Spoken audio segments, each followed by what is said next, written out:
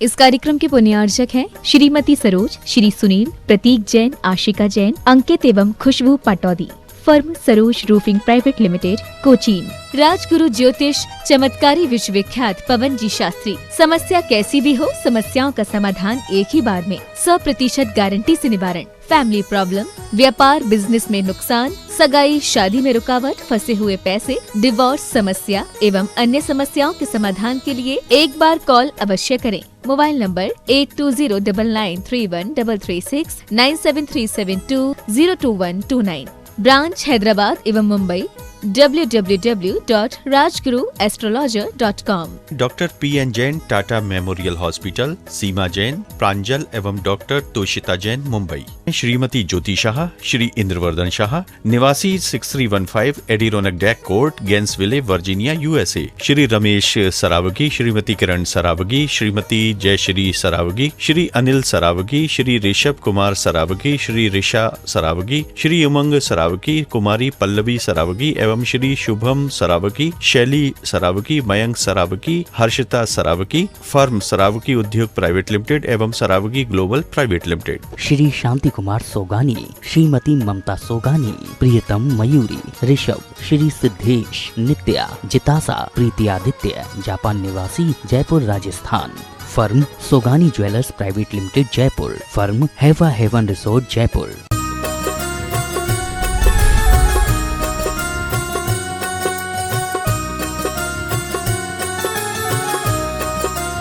देव 1008 श्री पार्श्वनाथ भगवान की जय जय जय। चैतन्य चमत्कारी गुणायतन के मूल नायक श्री चंद्र प्रभु भगवान की जय जय जय। बोलिए श्रवण संस्कृति के नायक प्रातः स्मरणीय आचार्य भगवंत विद्यासागर जी महामुनि राज की जय जय जय। बोलिए गुणायतन प्रणेता, शंका समाधान जनक, भावना योग प्रवर्तक, तरुणाई के प्रखर वक्ता पूज्य मुनिवर श्री प्रमाण सागर जी महाराज की जय जय जय। मुनिवर श्री निर्भेक सागर जी, शीतल सागर जी महाराज की जय जय जय। मुनि संघ की जय जय जय।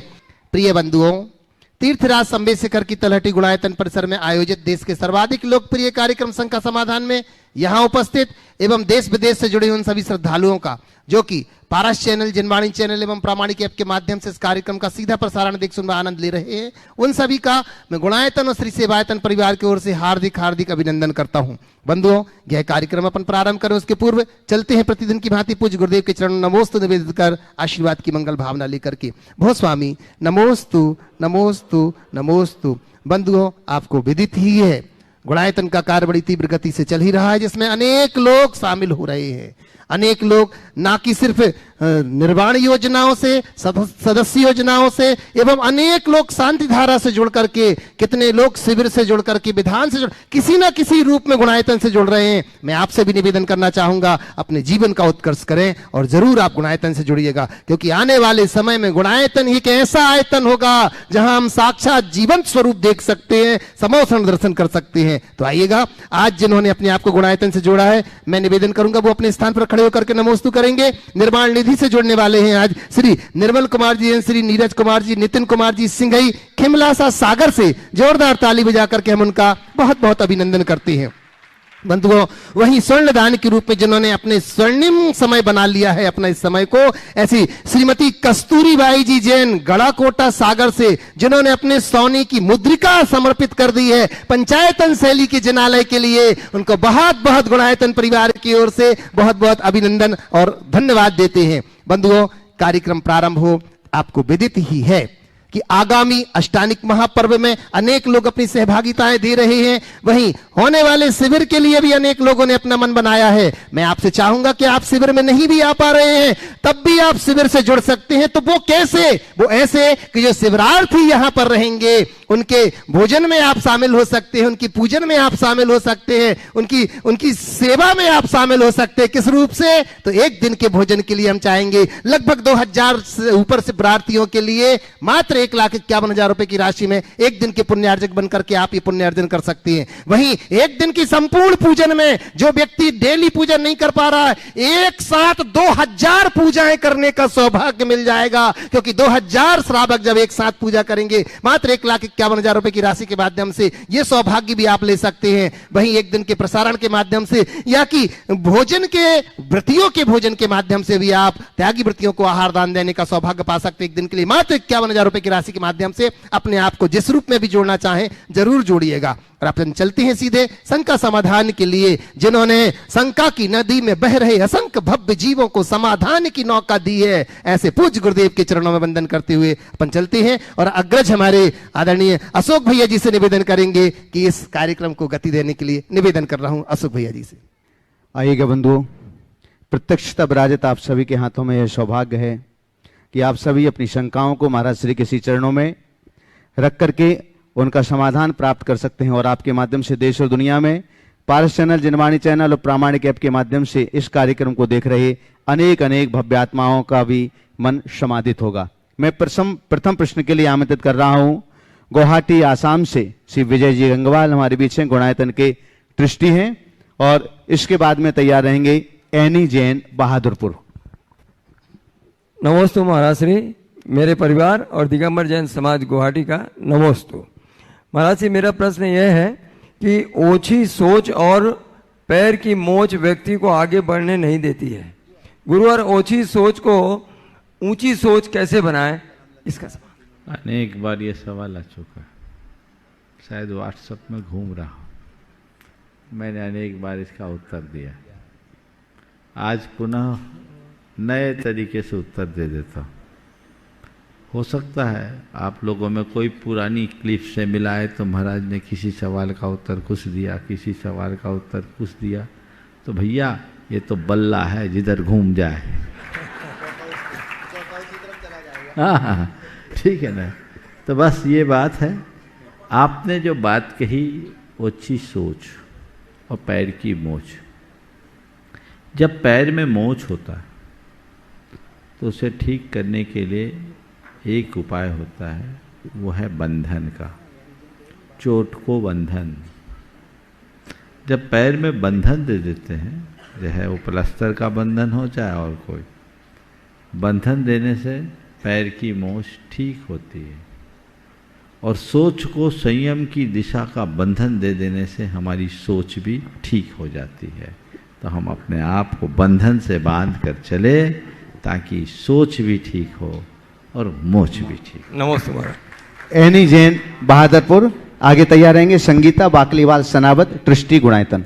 महाराज जी के चरणों में कोटि कोटि बार नमोस्तु महाराज जी, नमोस्तु महाराज जी। महाराज जी, मेरी शंका ये है कि हमारे जीवन में कई बार ऐसा समय आता है कि हमारे अपनों की वजह से हमें उनके कार्य की वजह से, उनके दुर्व्यवहार की वजह से मन को ठेस पहुंचती है, दुख होता है। फिर भी उनके क्षमा मांगने पर हम उन्हें माफ़ कर देते हैं, पर फिर भी वह उनकी गलती दोबारा रिपीट करते ही रहते हैं और फिर भी क्षमा मांगते रहते हैं। तो फिर हमें ऐसे में क्या करना चाहिए? माफ़ कर देना चाहिए? उनका काम गलती करने का है, गलती करने का स्वभाव, उनको गलती करने दो।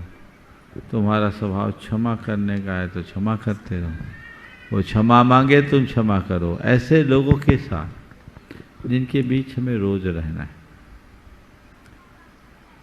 उनको उनका एक स्वभाव मान लो। चीज़ों को पकड़ करके चलने से कुछ नहीं होगा। हाँ, यदि बार बार ज़्यादा पुनरावृत्ति हो तो ऐसे लोगों से सुरक्षित दूरी बना लो। समझ गए? न राग न द्वेष। संगीता जी बाकलीवाल सनावत, ट्रस्टी गुणायतन। आगे तैयार रहेंगे राकेश जी जैन, चांदी वाले परिवार, आगरा। समस्त सनावत वालों एवं समस्त बाकलीवाल परिवार का गुरुवर को त्रिवार नमोस्तु नमोस्तु नमोस्तु। गुरुवर, मेरा प्रश्न है कि आज प्राचीन युग में मनुष्य के पास कम संसाधन थे, फिर भी मनुष्य शांत था और कम बेचैन था। लेकिन आज आधुनिक युग में समस्त संसाधन के होते हुए भी मनुष्य क्यों अशांत है, क्यों बेचैन है? गुरुवर, इसका समाधान बताइए। देखो, भगवान शांत है या अशांत? शांत।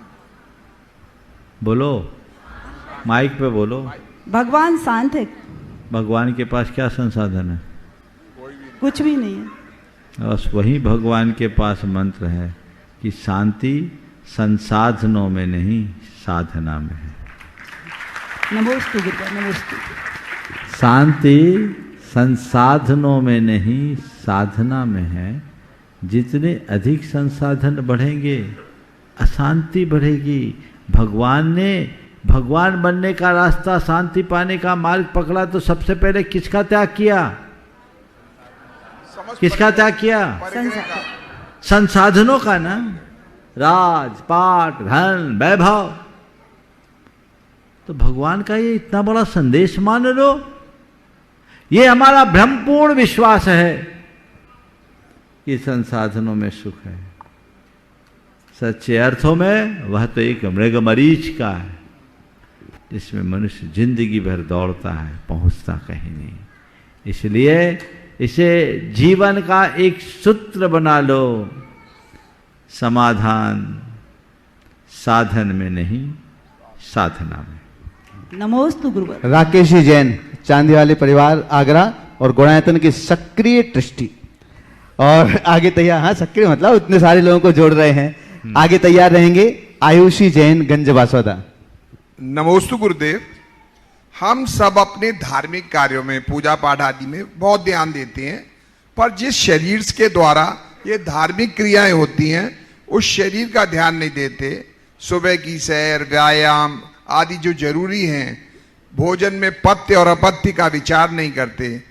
तो महाराज जी, अपने दैनिक जीवन को स्वस्थ रखने के लिए क्या करना चाहिए जिससे स्वस्थ रहकर धर्म में जीवन जिया जा सके? देखिए, एक बड़ी पुरानी कहावत है, काया राखे धर्म है। जब तक तुम्हारा शरीर है तभी तक तुम धर्म कर पाओगे। साधन सही नहीं तो साधना कैसी होगी? शरीर माध्यम खलु धर्म साधनो। धर्म साधन का माध्यम है शरीर। इसलिए जो लोग तत्परता से धार्मिक क्रियाएं करते हैं उन्हें अपने शरीर के प्रति भी सावधान होना चाहिए। कई लोग हैं, अब हमें पूजा करनी है तो घूमने का समय नहीं है, माला फेरनी है तो एक्सरसाइज का समय नहीं है। अरे पूजा की गिनती करना ही पूजा नहीं है। अपने खान पान, आचार विचार, व्यवहार को इतना संतुलित रखो कि अच्छे से धर्म ध्यान कर सको। शरीर ही अगर साथ नहीं देगा तो लंबे समय तक धर्म ध्यान कैसे करेंगे? जिन लोगों को ये शिकायत है कि हमारे पास समय का अभाव है, हमारी धार्मिक क्रियाएं पूरी नहीं हो पाती, इसलिए हम अपने शरीर के प्रति ध्यान नहीं दे पाते, उन सब से मैं कहूँगा आप अपनी सैर करते समय, प्रातः भ्रमण करते समय, योग और एक्सरसाइज करते समय भी धर्म ध्यान कर सकते हो। मौन लेकर चलो और तय कर लो, जब तक घूमेंगे नमोकार जपते हुए घूमेंगे। धर्म ध्यान हो रहा है कि नहीं? हाँ, होगा। एक्सरसाइज करना है, कुछ अच्छी चीज रिकॉर्डिंग में लगा लो, उसको सुनते हुए एक्सरसाइज करो। कोई पाठ, कोई स्तवन, मुख से बोलना नहीं है, सुनना है। आप कर सकते हो कि नहीं? धर्म ध्यान के 100 तरीके हैं। एक बात ध्यान रखना, 24 घंटे ही हमारे पास है, जो कुछ करना है इसी के मध्य करना है, पर हमें अपनी प्राथमिकताएं सुनिश्चित रखनी चाहिए। शरीर के प्रति भी जब तक आप जागरूक नहीं होगे तब तक ठीक नहीं होगा। जो ज़्यादा धार्मिक लोग हैं वो अपने शरीर के प्रति ज़्यादा लापरवाह हो जाते हैं और फिर इतनी बीमारियों से जकड़ जाते हैं कि उनका सारा धर्म साधन छूट जाता है। इसलिए बीमारियां हावी हो उससे पूर्व आप जागरूक रहिए, अपनी दिनचर्या को व्यवस्थित कीजिए और ऐसा बनाए रखिए कि आपका तन स्वस्थ हो, मन मस्त हो और चेतना प्रशस्त हो। नमोस्तु भगवान। आयुषी जैन, गंजबासोदा। आगे तैयार रहेंगे मनोज जी जैन, दिल्ली, पृष्टि गुणायतन। नमोस्तु गुरुदेव, नमोस्तु गुरुदेव। महाराज जी, मैं एक सरकारी नौकरी में पदस्थ हूँ गंजबासोदा है। महाराज जी, मेरा प्रश्न है कि जब हम सरकारी नौकरी में कार्य कर रहे होते हैं, ऐसे संघ में कार्य करते समय हमको कई बार कुगुरु कुदेव को भी मानना पड़ता है, उनके साथ बैठना पड़ता है, उनके लिए दान देना पड़ता है। देखो ऐसा धर्म भाव से जो काम किया जाता है वो विवेक से किया जाता है, समझ गए। आशाधर जी ने सागार धर्मामृत में 2 प्रकार के पात्र बताए, एक कार्य पात्र और दूसरा धर्म पात्र। धर्म पात्र को धर्म बुद्धि से काम करो और कार्य पात्र को अपनी तात्कालिक परिस्थितियों के अनुरूप काम करो, समझ गए। उसी से अपना जीवन आगे बढ़े। मनोज जी जैन दिल्ली ट्रस्टी गुणायतन अनुपस्थित। हाँ चलिए। श्रीमती आशा जी विनायका हजारीबाग, वहीं दे दो। और इसके बाद में तैयार रहेंगे मनोज जी बाकलीवाल इंदौर संरक्षक गुणायतन। नमोस्तु महाराज श्री इच्छामी महाराज।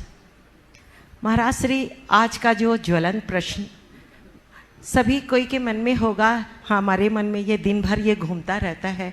और आपने कहा है महाराज श्री कि हम स्वर्णिम काल में जी रहे हैं, तो ये स्वर्णिम काल और आप जैसा गुरु जो हमारे साथ है, मैंने आपका वो संथारा देखा जयपुर में, तो मैं चाहती हूँ महाराज श्री वो गोमटगिरी के लिए खूब बोल रहे हैं, हम लोग सुन रहे हैं, तो ये कब कैसे हम लोग एक चादर पर आए बैठे, ये सिर्फ वहां से बोलने से ये हमारा काम अगर हो। अच्छा, तो ये बात है महाराज श्री कि लोगों को ज्ञान वापी मिल सकता है, वो 500 साल में जन्मभूमि रामचंद्र जी की मिल सकती है, तो हमें गिरनार क्यों नहीं?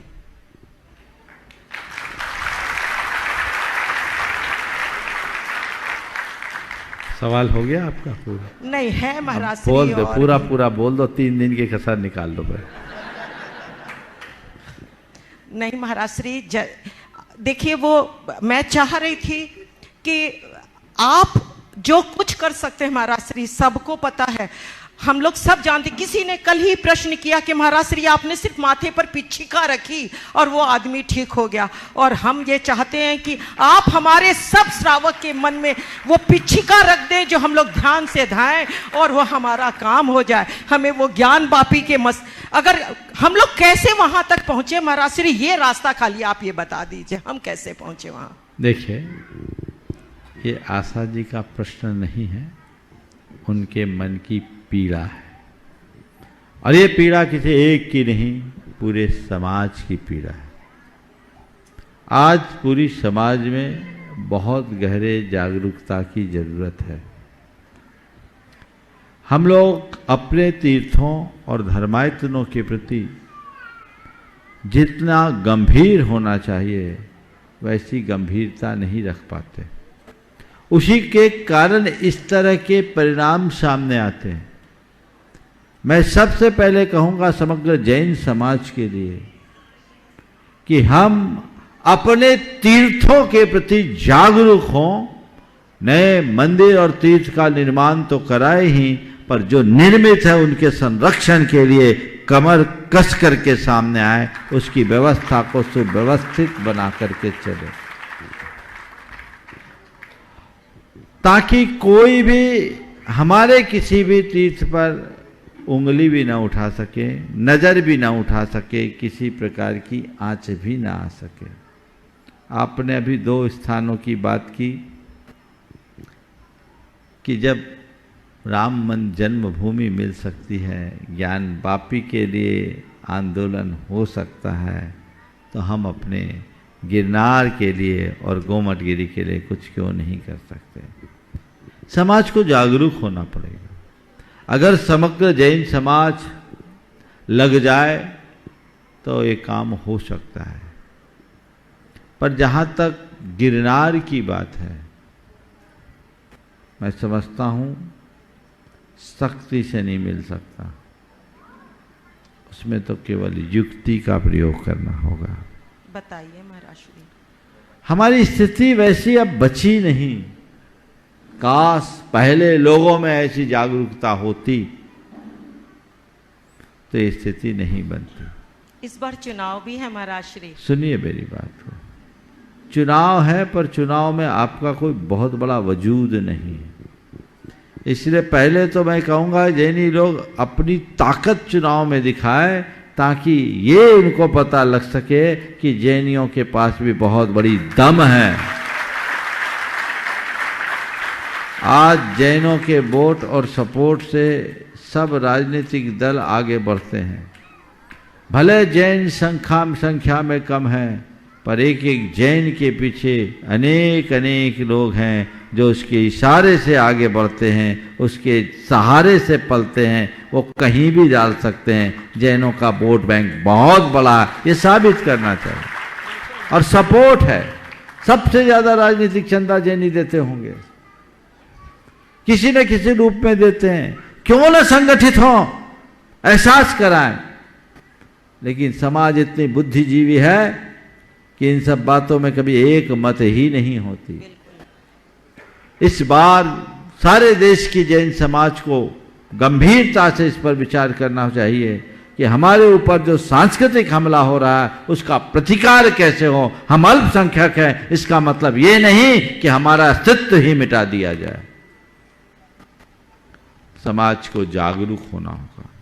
हर गांव समाज के लोग अपने अपने यहां बैठ करके एक बैठक करें, जिसमें सभी परंपराओं को मानने वाले लोग,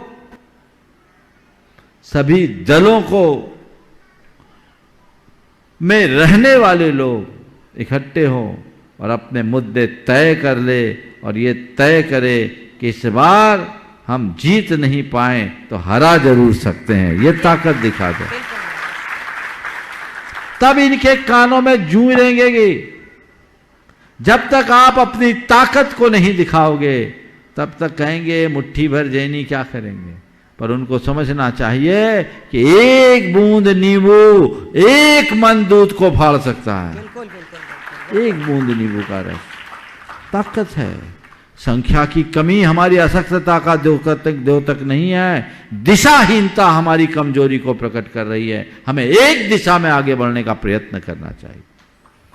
तो इसके लिए चूंकि आपने बात छेड़ी है, तो मैं आज इस मंच के माध्यम से कहता हूं कि पूरे देश के लोग अपने अपने स्थानों में अपने अपने स्तर पर सामाजिक रूप से बैठक करें और तय करें, योजना बनाए, रणनीति बनाए, जिससे कि इस तरह के कार्यों को सही अंजाम मिल सके।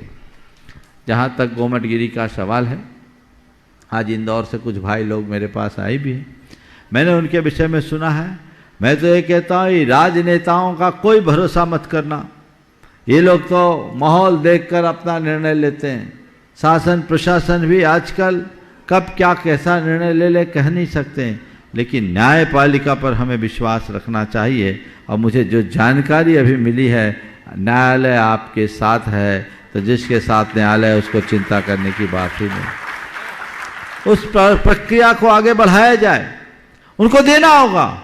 और समाज इतनी जागरूक रहे कि हम 1 इंच जमीन अपनी खो नहीं सकते, क्योंकि हमारे पुरखों का खून पसीना उसमें लगा। इसके लिए सारे इंदौर समाज को जागरूक होना होगा।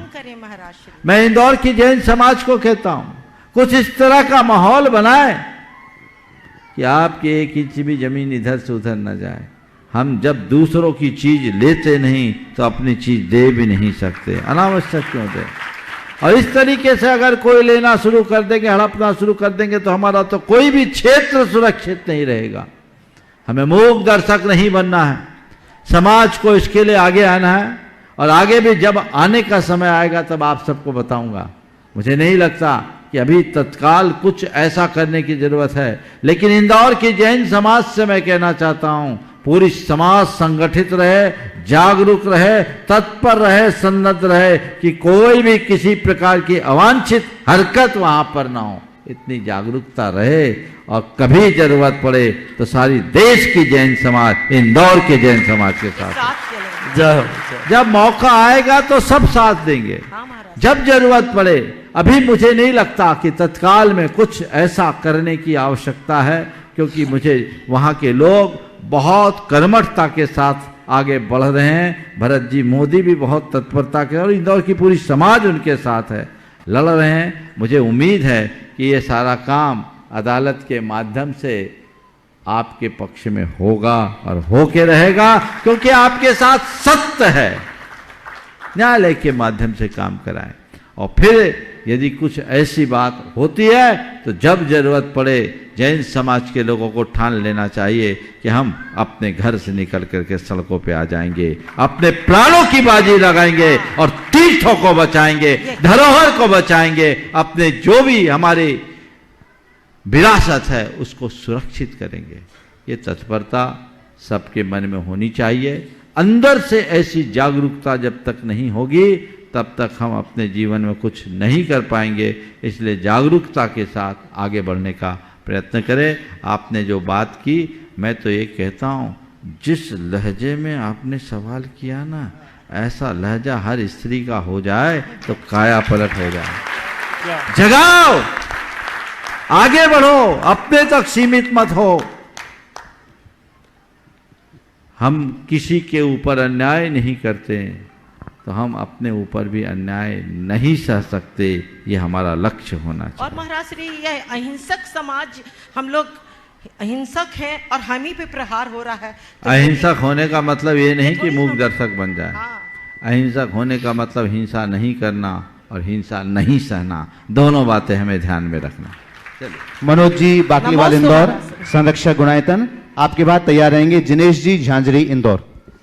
महाराज जी ने अभी बताया था, आप सभी ने सुना होगा कि महाराज जी ने अभी अभी बताया था कि ये बल्ला है किधर भी चल जाए, बताया था ना कि ये बल्ला है किधर भी चल जाए।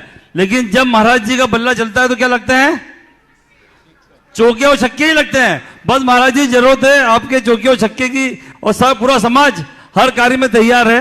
मैं इंदौर से मनोज बाकलीवाल परम पूज्य गुरुदेव के चरणों में त्रिबार नमोस्तु करता हूँ। संपूर्ण इंदौर जैन समाज की ओर से आपके चरणों में त्रिबार नमोस्तु नमोस्तु नमोस्तु। गुरुदेव, इंदौर आपकी राह तक रहा है। पिछले कई वर्षों से, कम से कम 4 से 5 वर्षों से आपकी राह तक रहा है। एक चातुर्मास इंदौर को आपकी ओर से मिलना चाहिए, ऐसी मेरी विनती है, विनय है। आप इंदौर के बिल्कुल पास से होकर भी निकल गए थे अभी 2 वर्ष पहले, लेकिन इंदौर को सौभाग्य प्राप्त नहीं हुआ। शायद कुछ हम सबको लंबा मिलना होगा, ऐसा कुछ होगा तो मैं गुरुदेव के चरणों में विनती करता हूं कि आप इंदौर चातुर्मास करें। प्रश्न के लिए मैं डीके जैन साहब आपसे निवेदन। गुरुदेव नमोस्तु।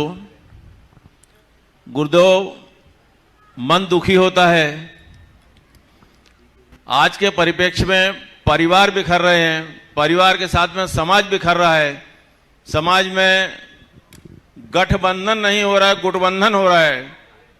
तो महाराज, अभी आपने कुछ छोटे छोटे सूत्र बताए हैं, लेकिन कुछ ऐसी समझाइश दें समाज को कि गठबंधन हो, समाज एक हो, परिवार एक हो, बिखराव से मुक्त हो। समाज एक हो,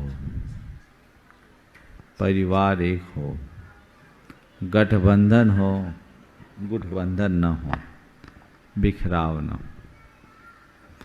बड़े सहजता से हो सकता है, बशर्ते सब एक छाते के नीचे आने को तैयार। बरसात का समय है ना, छाता तो प्रयोग में लेते ही आप। छाता में कितनी कमानियां होती, कितने तान होते हैं, 8, 12, 18, है ना। लेकिन सब जुड़े किससे रहते हैं? एक डंडे से। चाहे कितनी भी कमानी हो, अगर एक डंडा से जुड़ा रहे तभी छाता काम में आता है, जो हमें धूप और बरसात से बचाता है। बस वो एक डंडा है। वो डंडा किसका है? वो है निष्ठा का डंडा, वो धर्म का डंडा। अगर उससे सब जुड़ जाए तो किसी तरह की जरूरत ही नहीं है। गठबंधन की भी जरूरत नहीं, गुटबंधन की भी जरूरत नहीं, केवल एक से बंध जाने की जरूरत है। मानता हूं बड़ा समाज है और समाज में सबकी अपनी अपनी मान्यताएं हैं, आस्थाएं हैं, परिणतियां हैं। लेकिन इन सब के होने के बाद भी हम आपस में एकजुट रह सकते हैं। मतभेद रहे, मनभेद नहीं। ये हमें आत्मसात करके चलना है। जब हमारे समाज के व्यापक हितों की बात आए तो हम व्यक्तिगत हितों की उपेक्षा करें। एडजस्टमेंट करके चलने का प्रयास करें। अगर हमारे ध्येय में जिन शासन होगा तो सब बातें बहुत आसानी से पूरी हो जाएगी और हम अपने जीवन को आगे बढ़ाने में समर्थ होंगे। जिनेश गुरुदेव, मालवा और निमाड़ का मुकुट तीर्थ क्षेत्र 52 गजा, जहाँ पर 84 फीट ऊंची भगवान आदिनाथ की प्रतिमा है, और आज से 2-3 वर्ष पूर्व जब आपका वहाँ चतुर्मास हुआ था, विगत 2 वर्षों से वहाँ कुछ आपस में व्यवधान चल रहे थे, लेकिन आपके आशीर्वाद से वो व्यवधान कल वहाँ पर एक बहुत ही सौहार्दपूर्ण वातावरण में एक मीटिंग संपन्न हुई और सब ने एक दूसरे की गलतियों को माफ करके 52 गजा के विकास की ओर ठाना है। उन सभी ट्रस्टों ने आपके चरणों में नमोस्तु भेजा है गुरुदेव, नमोस्तु भेजा है, नमोस्तु भेजा है। साथ ही गुरुदेव, वहाँ पर 2008 के बाद से जो मस्तकाभिषेक 12 वर्ष में एक बार होता है। कहते हैं एक मस्तकाभिषेक भगवान बाहुबली गोमटेश्वर में होता है और दूसरा अभिषेक 12 वर्ष पश्चात 52 गजा जी में होता है। क्योंकि 2-3 वर्ष 4 वर्ष ऊपर हो चुके हैं, कुछ ऐसा निर्देश दे गुरुदेव कि जो मस्तकाभिषेक है आपके सानिध्य में, आपकी निष्ठा में या आपके आशीर्वाद से अतिशीघ्र संपन्न हो, और हम सभी वहाँ जो ट्रस्टी भी वर्तमान के अंदर जो सेवक हैं इस कार्य को बहुत ही संपन्नता के साथ धार्मिक क्रियाओं के साथ संपन्न हो, इस प्रकार का आशीर्वाद दे गुरुदेव। आपने बहुत अच्छी सूचना दी है कि 52 गजा ट्रस्ट का गतिरोध समाप्त हो गया। मैं तो एक ही भावना भाता हूँ, सबको सन्मति दे भगवान। सन्मति आई, थोड़े देर से आई, पर चलो देर आए दुरुस्त आए। अब मैं पूरी कमेटी को यही कहूँगा, अपने लक्ष्य को रखो, क्षेत्र के विकास के लिए अपनी प्रतिबद्धता को प्रकट करो।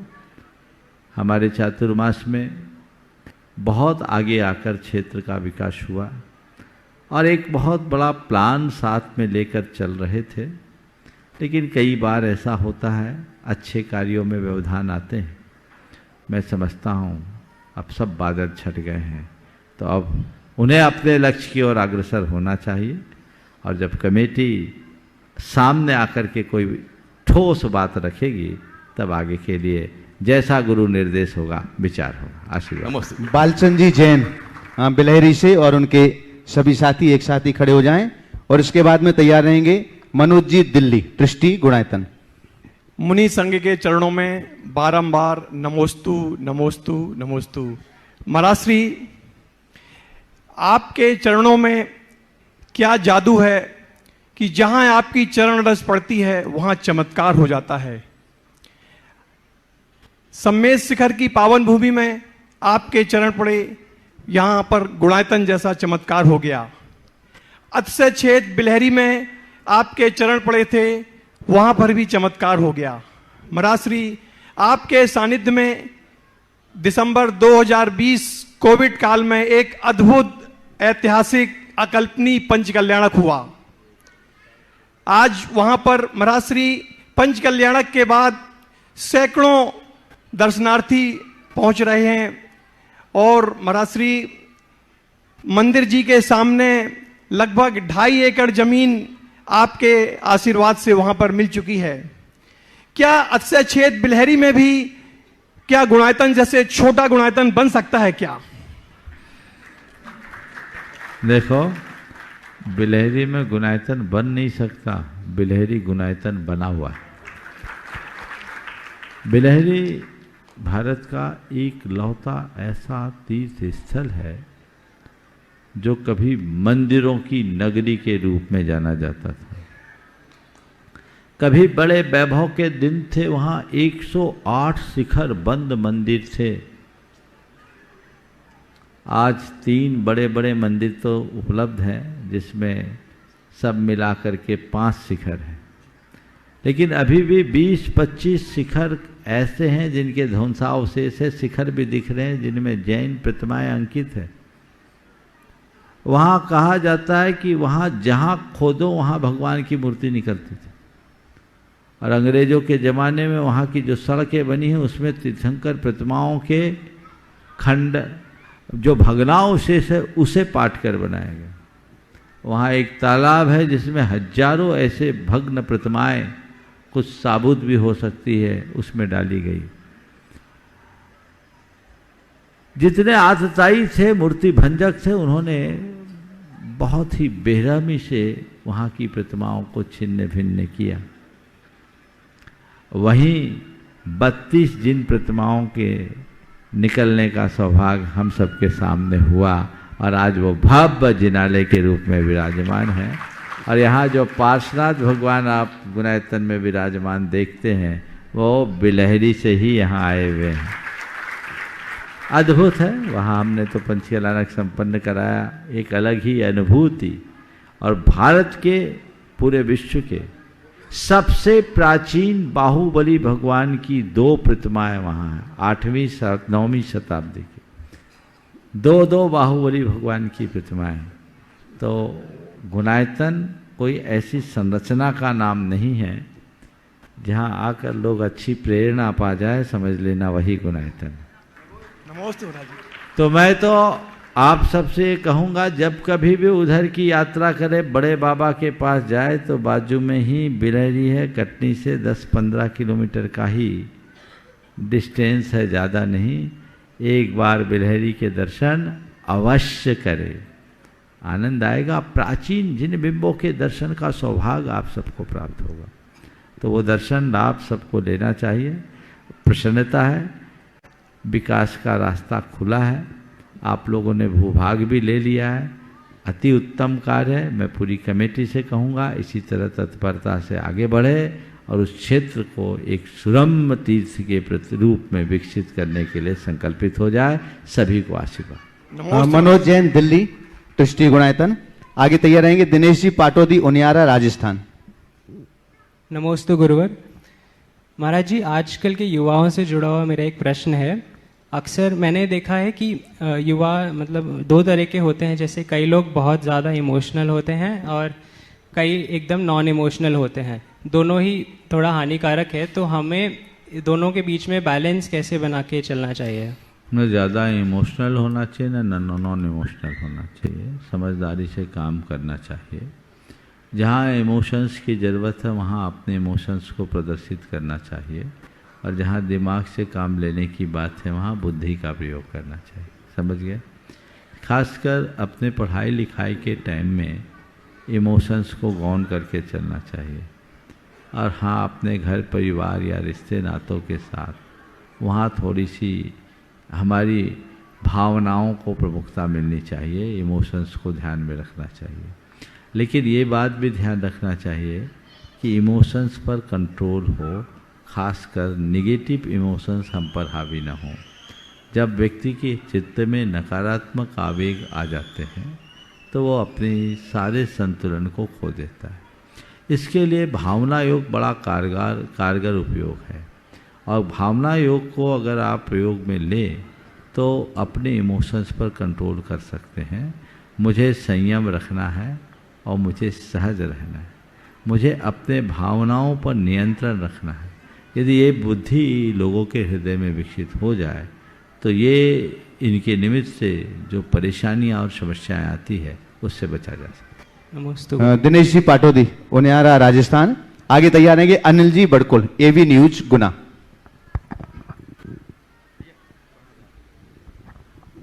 गुरुदेव के चरणों में नमोस्तु नमोस्तु। मेरा प्रश्न है गुरुदेव, नमोकार मंत्र पहले आता है और सिद्ध भगवान का नाम बाद में आता है, फिर नमोकार मंत्र मोक्ष क्यों नहीं गया और सिद्ध भगवान ही मोक्ष क्यों गए? नमोकार महामंत्र को पहले मोक्ष जाना चाहिए था ना? नमोकार मंत्र कौन मंत्र मोक्ष जाएगा कि मंत्री मोक्ष जाएगा? भैया क्या बोल रहे हैं? अरहंतानम बोलो, नमो अरहंतानम। अरहंत परमात्मा मोक्ष क्यों नहीं गए? सिद्ध तो अरहंत ही तो सिद्ध बने, सिद्ध अपने आप अरहंत हो गए क्या? अरहंत को हम इसलिए नमस्कार करते हैं पहले क्योंकि अरहंत ही हमें मार्ग बताते हैं।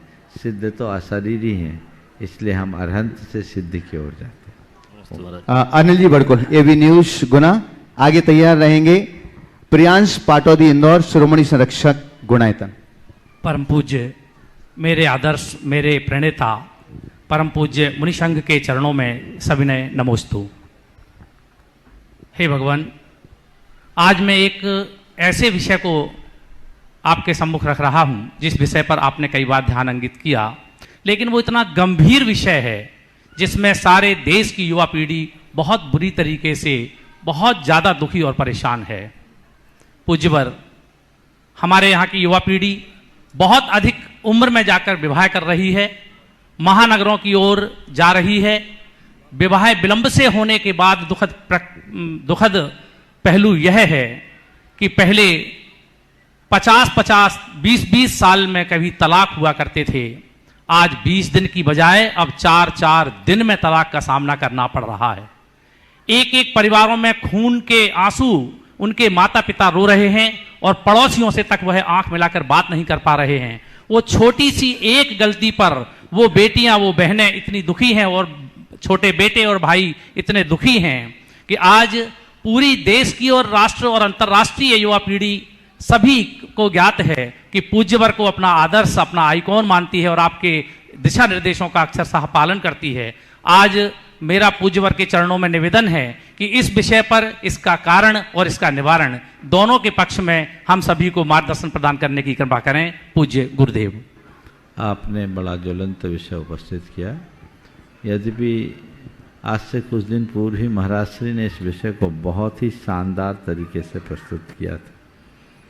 हमने उस दिन पर्याप्त मार्गदर्शन दिया था, लेकिन चूंकि ये विषय बड़ा गंभीर है और इस पर नियमित चर्चा आवश्यक है, इसलिए मैं आपकी बात को गंभीरता से सुनकर अपनी बात रखता हूँ।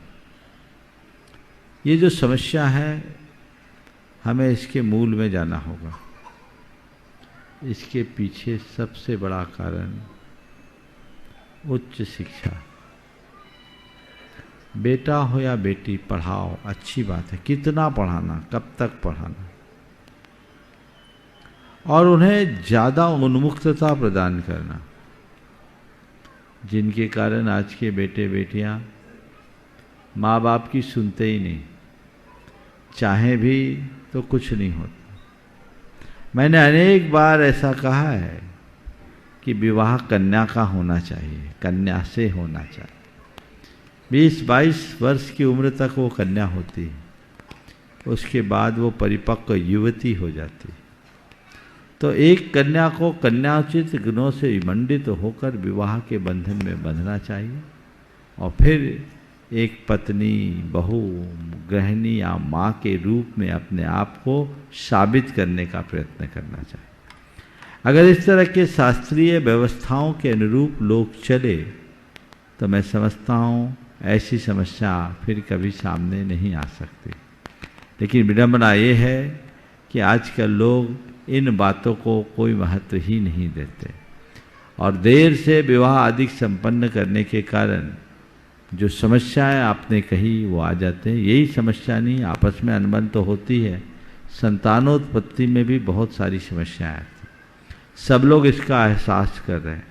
इसलिए हमारे गुरुदेव ने एक दिन कहा था, इसका निवारण का उपाय यही है, बच्चियां पढ़े, विवाह हो जाए उसके बाद पढ़े।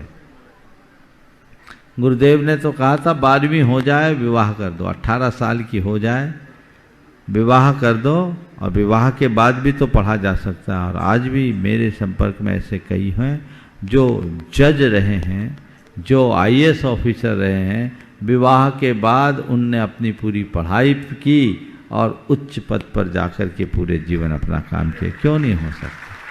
सब कुछ हो सकता है। इसलिए सोच को बदलना होगा और इन सब के साथ एक अच्छी प्रक्रिया हो जाए जो बहुत अच्छा सॉल्यूशन है।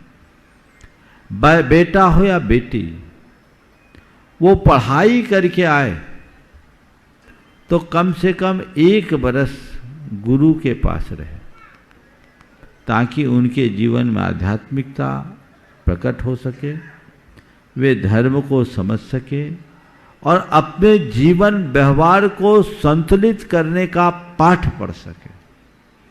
आजकल के बच्चे पढ़ लिख कर आते हैं, या तो सीधे अपने कारोबार में लग जाते हैं, जॉब में लग जाते हैं और फिर उनकी सीधे शादी हो जाती है।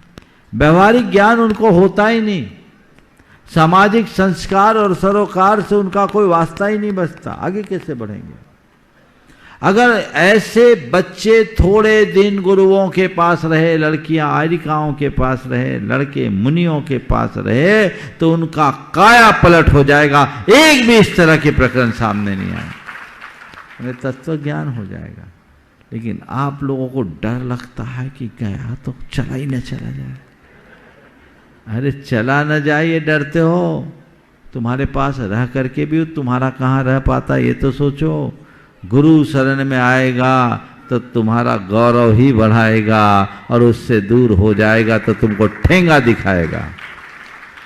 ये चीज समझो, डरो नहीं। हम लोग भी अच्छे श्रावक बनाना चाहते हैं, साधु तो बहुत बन गए। जब तक सुश्रावक नहीं होंगे तब तक संतति आगे नहीं बढ़ेगी। और मैंने तो अनेक बार ये कहा है कि 24 में से 19 ने विवाह किया, 5 अपवादवश बाल ब्रह्मचारी रहे।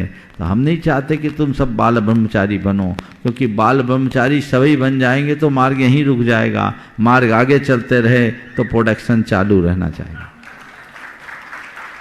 वो तुम लोग प्रक्रिया होगी, संतति बढ़े, वो तुम्हारे पास व्यवस्था, हम लोगों के पास नहीं है। पर सदगृहस्थ बनो, ये परंपरा चालू कीजिए। और यदि एक साथ ऐसा नहीं रख सकते तो समय समय पर कुछ ऐसे कैंप हो साधु संतों के सानिध्य में, जिसमें वे आकर के सम्मिलित हो और सम्मिलित होकर अपनी सहभागिता दे, जीवन में कुछ अच्छा पाठ पढ़ सके, जीवन में कुछ बदलाव ला सके। प्रियांश पाटोदी इंदौर, बच्चे कहाँ हैं? नहीं चलेगा। हाँ, ब्रह्मचारी विजय भैया जी लखनऊ। महाराज श्री के चरणों में कोटिशः नमोस्तु निवेदित करते हुए, महाराज श्री आपके आशीर्वाद से पिछले कई वर्षों से लंदन के लोग मंदिर जी बनाने का प्रयास कर रहे हैं। इस बार आपके आशीर्वाद से भूमि भी मिल गई है, मंदिर के लिए परमिशन भी मिल गई है और भगवान भी जा रहे हैं। संतोष जी अध्यक्ष अपनी पूरी टीम के साथ आचार्य विद्यासागर दिगंबर जैन चैरिटेबल ट्रस्ट आपके चरणों में कोटि से वंदन कर रहा है और आपसे आशीर्वाद चाहता है कि इस बार का पर्यूषण ऐसा हो और शीघ्र ही वहां पर आपके द्वारा प्रतिष्ठित 24 ही पहुंचे, ऐसी मंगल भावना भाती हुए आपसे आशीर्वाद चाह रहे हैं और मार्गदर्शन चाह रहे हैं। नमोस्तु सब। देखिए, ये हमारे ब्रह्मचारी जी तो इंटरनेशनल है। अब भारत में कम, बाहर ज़्यादा जाते। अभी इस वर्ष इन्हें लंदन जाना है फिर से, और इन्होंने बहुत ही मेहनत करके लंदन की समाज को संगठित और जागरूक करके एक बहुत बड़ा बीड़ा उठाया, लंदन में एक भव्य जिनालय के निर्माण का। और ये बहुत प्रसन्नता का विषय है कि उन्होंने काफ़ी बड़ा भूभाग खरीद लिया, बड़ा भूखंड खरीद लिया। भगवान भी यहाँ प्रतिष्ठित हुए हैं और अब जा रहे हैं, वहाँ विराजमान होंगे।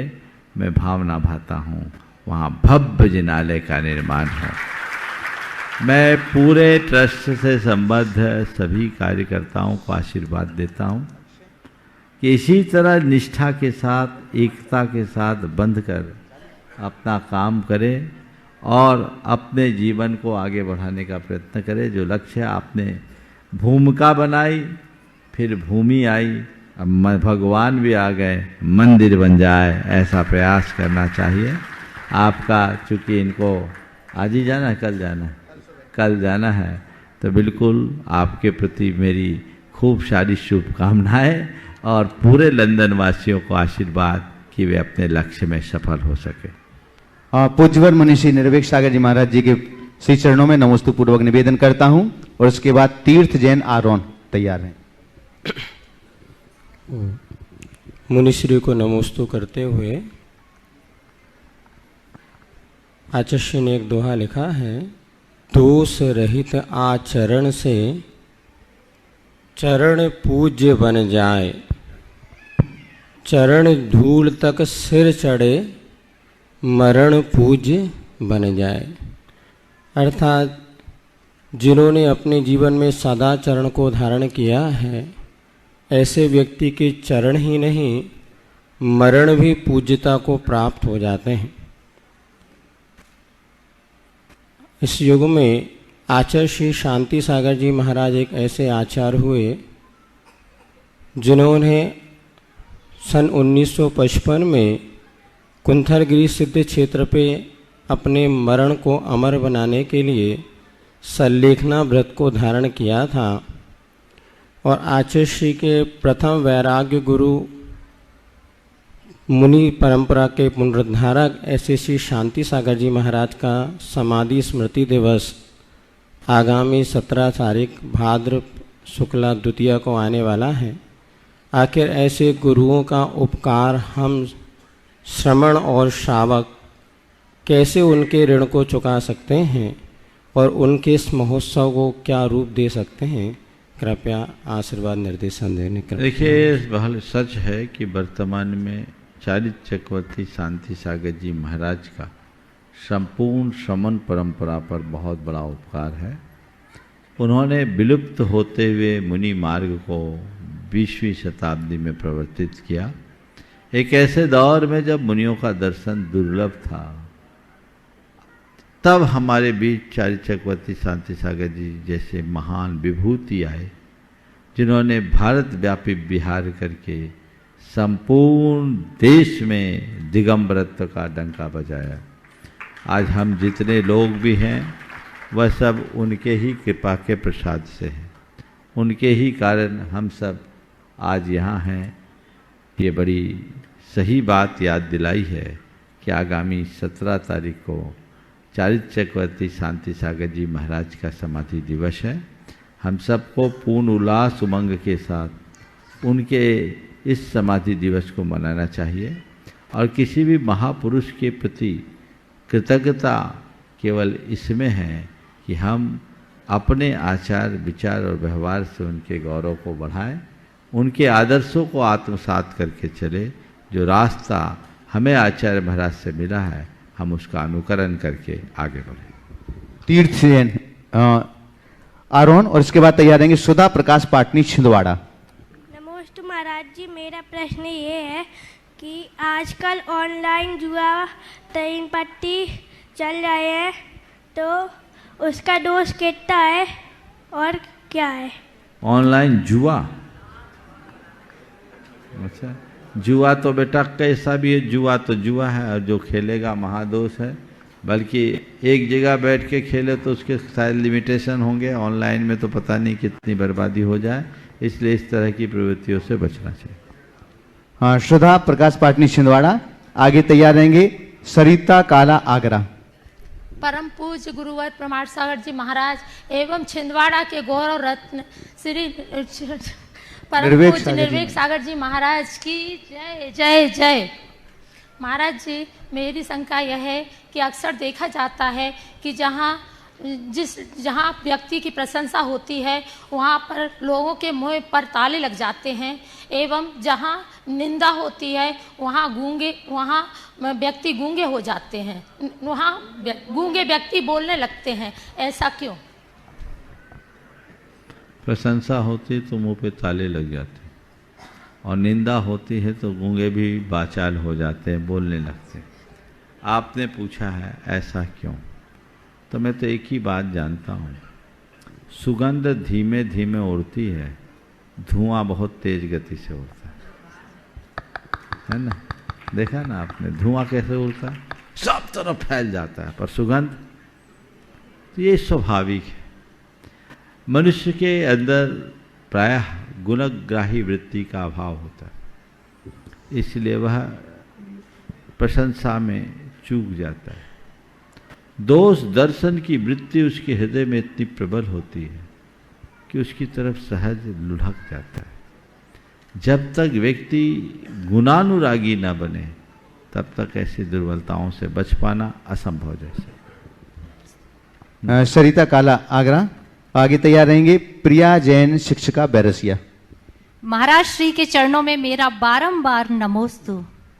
महाराज श्री, बाहुबली भगवान ने करीब 1000 वर्ष तक कठोर तप किया, उनके शरीर पर लताएं चढ़ गई महाराज श्री, और सर्प ने उनके शरीर पर बिल बना लिया, कानों में पक्षियों के घोंसले बन गए। वो पूरी तरह से आत्मचिंतन में लीन थे महाराज श्री, उनकी शरीर के प्रति ममत्व था वो भी छूट गया था।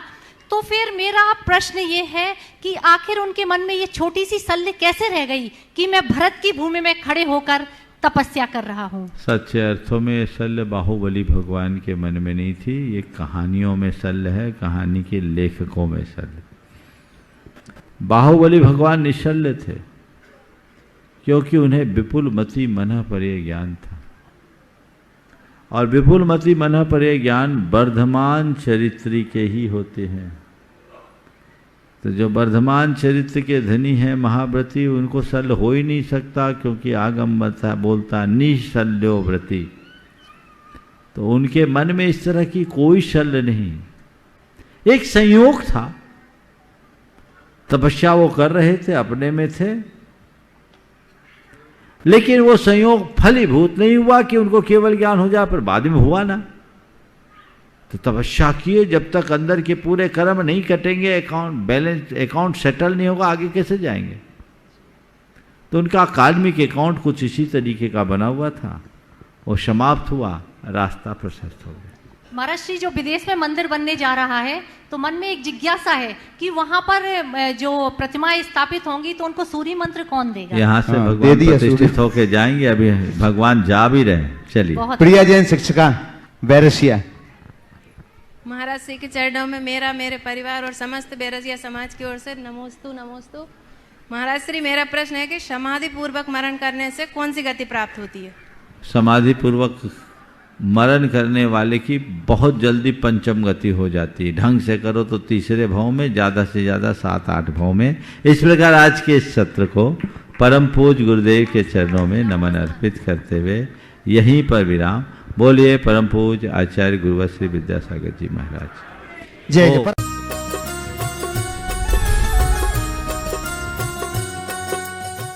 इस कार्यक्रम के पुण्यार्चक थे श्रीमती सरोज, श्री सुनील, प्रतीक जैन, आशिका जैन, अंकित एवं Khushboo Pataudi. Firm Saroj roofing private limited, Cochin. Rajguru ज्योतिष चमत्कारी विश्वविख्यात पवन जी शास्त्री। समस्या कैसी भी हो, समस्याओं का समाधान एक ही बार में, 100% गारंटी से निवारण। फैमिली प्रॉब्लम, व्यापार बिजनेस में नुकसान, सगाई शादी में रुकावट, फंसे हुए पैसे, डिवोर्स समस्या एवं अन्य समस्याओं के समाधान के लिए एक बार कॉल अवश्य करें। Mobile number 8209931336 9737202129। ब्रांच हैदराबाद एवं Mumbai www.rajguruastrologer.com। Doctor PN Jain Tata memorial hospital, Seema Jain, Pranjal एवं डॉक्टर तोषिता जैन मुंबई। श्रीमती ज्योति शाह, श्री इंद्रवर्धन शाह, निवासी 6315 Adirondack deck court, Gainesville, Virginia, USA। Shri Ramesh Saraogi, Shrimati Kiran Saraogi, Shrimati Jayashree Saraogi, Shri Anil Saraogi, Shri Rishabh Kumar Saraogi, Shri Risha Saraogi, Shri Umang Saraogi, Kumari Pallavi Saraogi एवं Shri Shubham Saraogi, Shaily Saraogi, Mayank Saraogi, Harshita Saraogi. Firm Saraogi Udyog private limited एवं Saraogi global private limited. Shri Shanti Kumar Sogani, Shrimati Mamta Sogani, Priyatam Mayuri, Rishabh, Shri Siddhesh, Nitya, Jitasa, Preeti Aditya, Japan निवासी, Jaipur Rajasthan. Firm Sogani jewellers private limited, Jaipur. Firm हेवा हेवन रिसोर्ट, जयपुर।